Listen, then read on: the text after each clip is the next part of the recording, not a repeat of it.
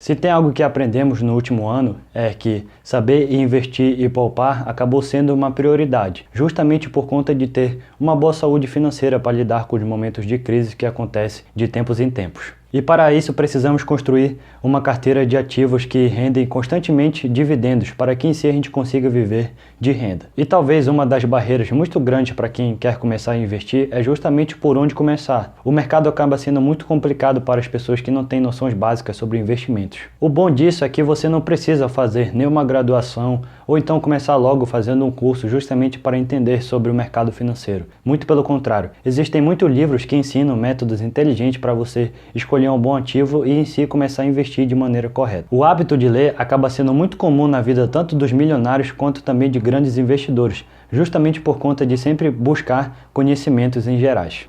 Cara, tem que gritar, pô. Tava tudo silêncio, né?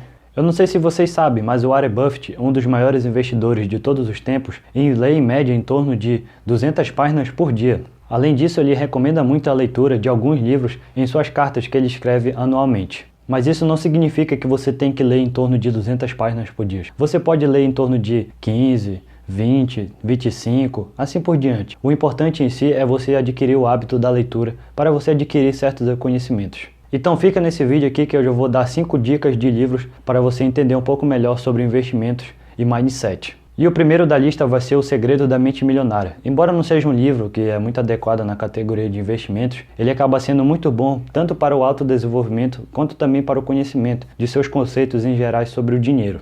O Tim Haverk ainda fala no livro dele a diferença entre uma pessoa que tem uma mentalidade bem-sucedida e uma pessoa que tem uma mentalidade pobre. Não quer dizer muito na questão de condições, tem pessoas que são pobres financeiramente, mas mesmo assim acabam tendo uma mentalidade muito forte para correr atrás dos seus objetivos. E tem pessoas que têm condições acima da média, mas mesmo assim não correm atrás dos seus objetivos para adquirir bons resultados financeiros. O livro ainda ajuda você a identificar o seu modelo de dinheiro. Além disso, para você ver as suas crenças limitantes que você tem sobre o dinheiro que refletem na sua saúde financeira. As crenças limitantes acabam afetando muito as pessoas que têm um pensamento de ser bem-sucedidas na vida. Justamente quando elas conseguem alcançar um certo nível, elas acham que elas não estão no patamar e por conta disso acabam deixando de lado, ficam pobres de novo ou algo do tipo. E se suas finanças pessoais não andam muito bem, talvez seja a hora de você rever alguns hábitos que você tem ou até atitudes da sua mentalidade, mudar para outras mentalidades de pessoas bem-sucedidas para que em si você tenha resultados melhores. No livro tem uma parte que o Tim Haverk fala que é muito interessante,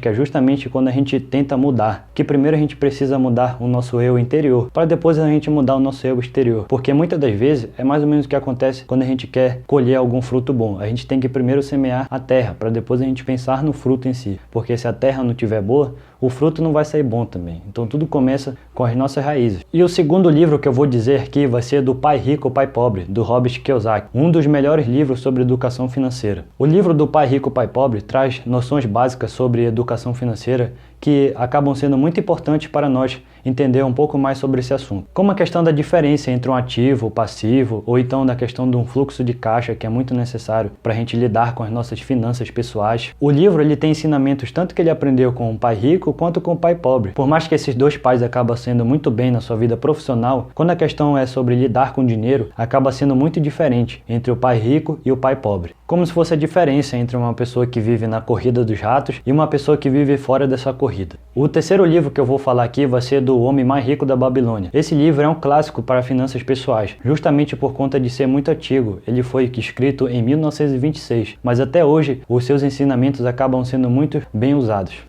O livro é repleto de segredos de pessoas que viviam naquela época sobre como lidar com o dinheiro. No livro você vai conseguir ver sábias soluções sobre como lidar com a sua saúde financeira ou até com a gestão do seu dinheiro, em formas muito básicas de explicação. No livro ainda fala que a importância entre a pessoa em buscar o conhecimento certo com pessoas que entendem sobre o assunto, tanto para que você quer empreender em algo ou então pensar numa renda futura. E o quarto livro que eu vou recomendar aqui é do Gustavo Cerbasi, Investimentos Inteligentes. Esse foi o primeiro livro que eu busquei entender um pouco mais sobre educação financeira, mas acabou sendo um pouco confuso, justamente por eu nunca ter estudado sobre o assunto e entender as siglas e assim por diante, acabou sendo difícil, mas ele é um dos melhores livros que tem quando o assunto é sobre educação financeira, porque o Cerbasi, além de ser um cara muito bem didático, ele também fala praticamente sobre tudo, desde renda variável, renda fixa e também fundos imobiliários e diversos diversos outros assuntos sobre educação financeira. E o quinto e último livro é Quem Pensa e Enriquece, do Napoleon Hill. Esse livro é um dos best-sellers do Napoleon Hill, com mais de 100 milhões de cópias vendidas no mundo todo. Nesse livro, o Napoleon Hill explica sobre que ele tenta desvendar o segredo de pessoas que são bem-sucedidas, pessoas milionárias, né? E o que tem em comum entre elas, já que são poucas pessoas em si que conseguem um sucesso financeiro da maneira que eles. E ele conviveu com grandes pessoas como John Rockefeller, Henry Ford, Daniel Carnegie e assim por diante. E o Napoleon Hill acabou encontrando 15 características em comum entre as pessoas que são bem-sucedidas. E nesse livro ele explica um pouco sobre cada uma delas, como a questão do desejo, a fé, o conhecimento específico sobre tal assunto, o mastermind, a persistência. O Thomas Edison ainda fala que esse livro é um dos livros que deveria ser obrigatório em escolas de ensino médio, justamente por conta dele trazer lições para as pessoas lidarem um pouco mais com as diversidades depois na vida adulta. Então é isso, pessoal, espero que vocês tenham gostado do vídeo, espero que vocês leiam o livro que eu indiquei aqui. Todos os livros que eu indiquei foram livros que eu já li, então confesso que todos eles são muito bons. Quando eu li, eu confesso que mudou muito o meu jeito tanto de agir quanto também de pensar. Então todos os livros que eu indiquei aqui vai ter o link aqui embaixo da Amazon para você querer comprar ou ver quanto é que tá o preço. Então não se esqueça de clicar no gostei aqui embaixo e se inscrever no canal e até mais.